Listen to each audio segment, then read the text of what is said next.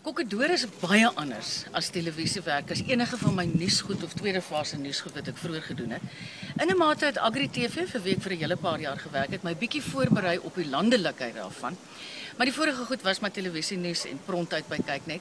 En ek moet eerlikwaar sê, dis so anders en so uit my diepte uit, maar so lekker. Dis eerlikwaar 'n onvertelbare skouspel. Jy sal hom moet sien op televisie om te glo hoe mooi dit is. Ek is Hetta van Deventer ter Blanche en ons is hier op Prins Albert op die stel van Kokkedoor waarvan ek 'n beoordelaar is.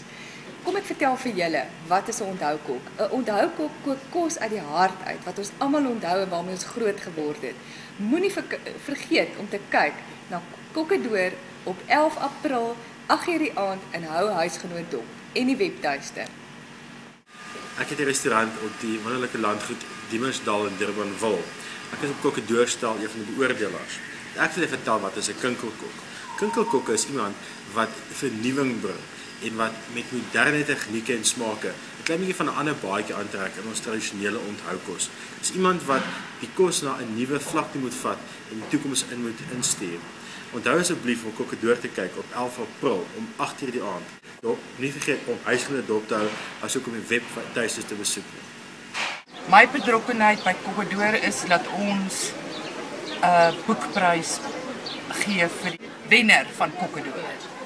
Ek is die kosredakteur van Huisgenoot. Ons is die media vernoot van Kokkedoor. So dit is vir my heerlik om hier te wees. 3 keer was ek hier gewees en dit was net lekkerder as hier. En om te sien half hoe hulle dit reg gekry het om erfeniskos wat ons almal gedink het vergete kos is, loslik te maak. Dis waaroor dit vir my gaan.